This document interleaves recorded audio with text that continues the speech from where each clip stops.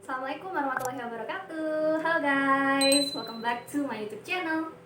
Udah lama banget aku udah nggak bikin video karena satu dan lain hal. Dan sekarang aku ada kesempatan lagi bikin video dan udah ditemenin sama suami aku, Mas Yogi, yang insya Allah nanti akan mengisi juga di YouTube ini dengan konten-konten yang insya Allah nanti bermanfaat. Kira-kira mau konten apa sama Mas Yogi? Silahkan komen ya di bawah ya. Oke. Hari ini kita mau bikin konten tentang bagaimana cara mempersiapkan dokumen-dokumen pernikahan.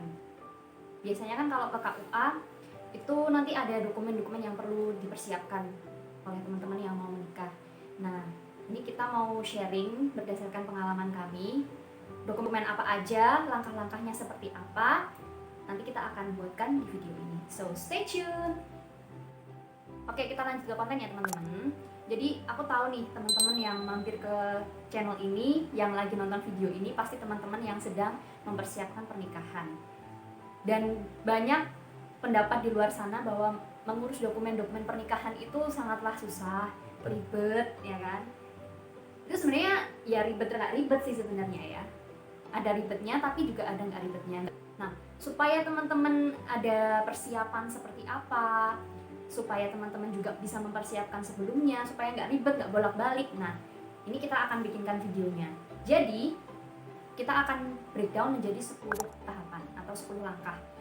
5 langkah pertama itu adalah langkah untuk calon pengantin laki-laki atau pria.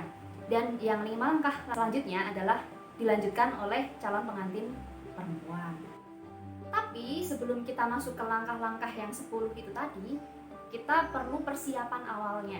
Nah, itu ada apa aja persiapan awalnya? Jadi yang pertama itu harus fix tanggal dan tempat pernikahannya, akadnya.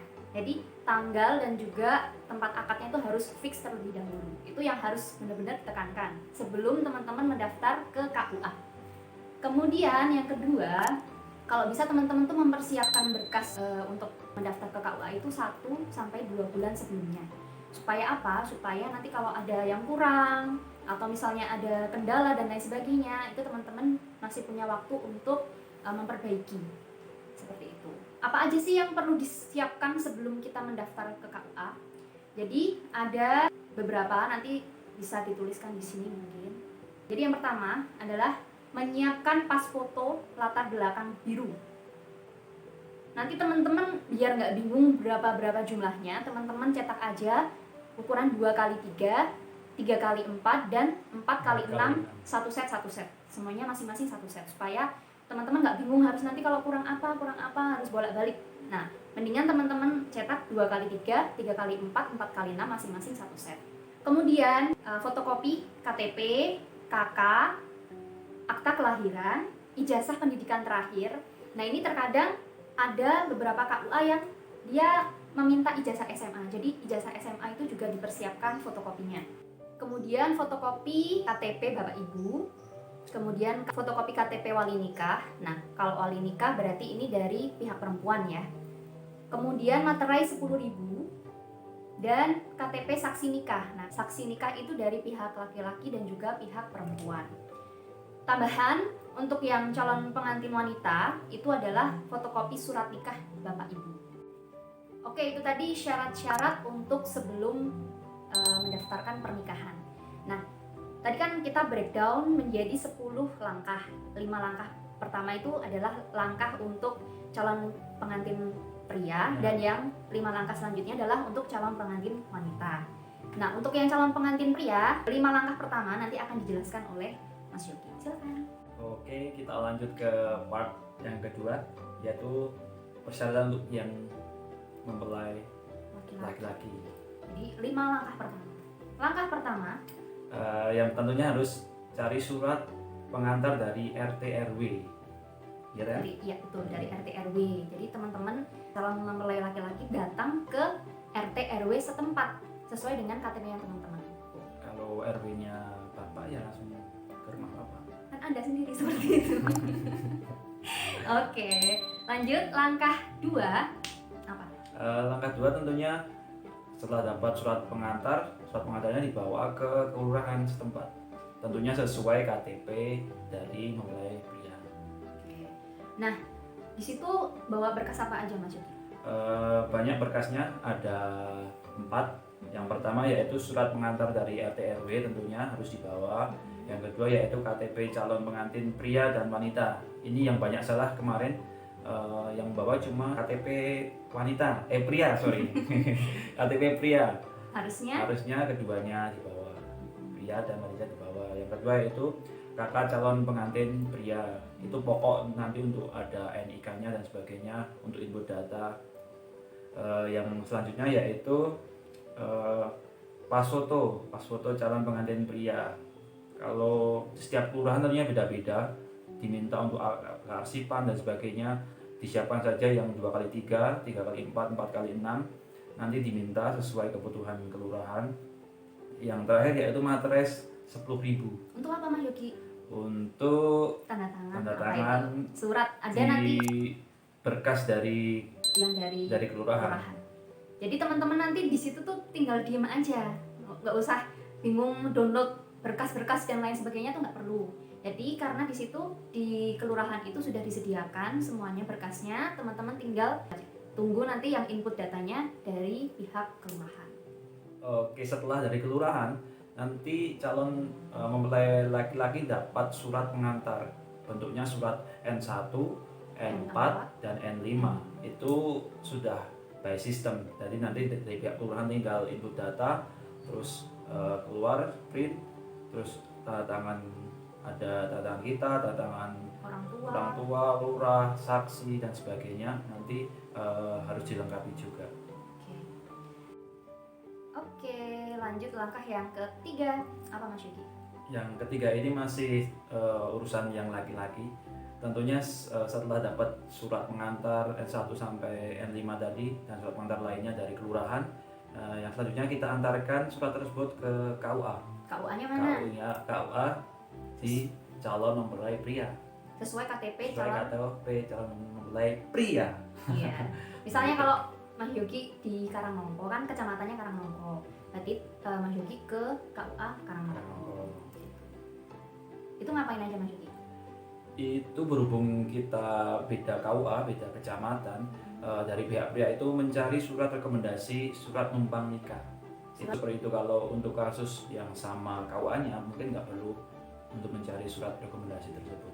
Jadi gini, kan Mas Yogi di Karangnongko kecamatannya, aku kecamatannya Klaten Utara. Jadi kita beda kecamatan, walaupun masih satu kabupaten, tapi kalau beda kecamatan itu berarti perlu surat numpang nikah ke pihak wanita. Seperti itu teman-teman. Nah itu berkasnya apa aja yang dibawa Mas Yogi? Berkas yang kita dapat semua tadi dibawa. Yang pertama kayak berkas dari kelurahan, kayak N1, N4, N5, surat pernyataan jejaka, itu semua dibawa, dilampirkan. Yang kedua yaitu KTP pengantin pria juga terlampir. Yang ketiga yaitu KTP kedua orang tua calon pengantin, itu nanti juga ditanyakan, karena kemarin saya nyelip yang itu pasti ditanyakan juga. Yang keempat yaitu KTP saksi dari pihak calon pengantin pria. Yang kelima yaitu kakak dari pengantin pria. Yang keenam yaitu akta kelahiran dari pengantin pria juga. Yang ketujuh ya ijazah calon pengantin pria. Ijazah terakhir. Atau enggak ya ditambahi ijazah SMA, kadang-kadang diminta juga. Terus pas foto yang 2x3, 3x4, 4x6 satu set itu. Nanti setelah dibuatkan surat rekomendasi, data apa yang diambil dari kelurahan yang dari saya, terus saya jadikan satu lagi, terus saya serahkan ke pihak mempelai perempuan. Itu langkah yang keempat. Jadi langkah yang keempat adalah menyerahkan satu berkas tadi yang udah dijadikan dalam satu map tadi, yang dari kelurahan, yang dari KUA, itu semuanya dijadikan satu map, kemudian nanti diserahkan ke calon pengantin perempuan. Itu langkah yang keempat. Kesimpulannya untuk yang step yang calon pengantin pria, yaitu yang pertama ke RT RW, terus ke kelurahan, bawa ke KUA, terus ke KUA berkas lengkap, baru diserahkan ke calon mempelai perempuannya. Oke, jadi untuk yang langkah-langkah calon pengantin pria itu sudah selesai sampai situ. Nanti ada lagi lanjutannya di belakang, tapi ini dilanjutkan oleh calon pengantin perempuan. Tadi kan berkasnya udah dikasih ke calon pengantin perempuan, ya. Nah, sebenarnya kalau untuk step-stepnya atau langkah-langkahnya itu mirip dengan calon pengantin pria, tapi ada beberapa tambahan berkas saja. Oke, lanjut langkah yang kelima. Jadi hampir mirip dengan apa yang dilakukan oleh calon pengantin pria. Jadi teman-teman datang ke RT RW untuk mendapatkan surat pengantar nikah ya. Surat pengantar nikah. Kemudian langkah yang keenam, teman-teman datang ke kelurahan sesuai dengan KTP teman-teman. Ngapain aja? Sama dengan calon pengantin pria tadi, akan mengisi beberapa form N1, kemudian N2, N4 dan lain sebagainya. Itu nanti formnya udah dari kelurahan, kita tinggal duduk manis aja. Yang perlu dibawa apa aja? Jadi yang perlu dibawa ke kelurahan oleh calon pengantin perempuan itu apa aja? 1 bendel berkas dari calon pengantin pria yang lengkap tadi. Kemudian yang kedua, surat pengantar dari RT RW setempat. Kemudian yang ketiga, KTP calon pengantin pria dan wanita. Kemudian yang keempat, KK calon pengantin wanita. Pas foto ini disiapkan aja ya. Kadang-kadang ada yang meminta, soalnya di kelurahan saya itu minta yang ukuran 3x4. Jadi dibawa aja yang 1 set tadi, semuanya dibawa aja. Kemudian materai 10.000. Kemudian setelah dari kelurahan, calon pengantin wanita itu akan mendapatkan N1, N2, N4 dan juga N5. Ini nanti ditandatangani oleh Kades, ada saksi-saksi, ada tanda tangan kita berdua, orang tua dan lain sebagainya, teman-teman. Nah, kalau untuk perempuan nanti ada tambahannya. Jadi tambahannya itu adalah surat keterangan wali nasab. Nah, ini tergantung kasusnya masing-masing ya. Kalau wali nasabnya orang tuanya langsung, itu berarti wali nasabnya adalah orang tuanya langsung. Tapi ada beberapa yang kasusnya itu misalnya ayahnya sudah meninggal seperti saya. Berarti kan itu wali nasab saya adalah Pak D, kakak dari ayah saya. Jadi untuk surat keterangan wali nasab ini, apabila wali nasabnya itu tinggal di satu kelurahan yang sama, berarti kita mengurus surat keterangan wali nasabnya itu di kelurahan tersebut. Tapi kalau berbeda kelurahan, berarti kita harus mencari di kelurahannya sesuai dengan KTP wali nasabnya. Jadi kalau seperti saya ini, kemarin wali nasab saya kan berbeda kelurahan gitu. Jadi kalau saya kan di Sekarsuri, wali nasab saya di Karangdukuh. Jadi saya harus datang ke Karangdukuh untuk mengurus surat keterangan wali nasab. Nah, itu apa aja yang dibawa? Yang dibawa adalah KTP saya, KTP Pak D saya, dan juga kakak dari Pak D saya. Masuk langkah yang ketujuh.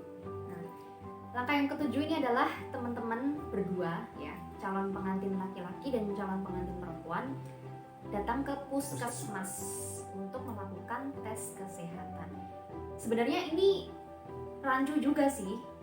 Bisa dilakukan sebelum mendaftar ke KUA, bisa juga dilakukan setelah mendaftar ke KUA. Kadang-kadang diminta surat keterangan sehatnya sebelum daftar ke KUA itu.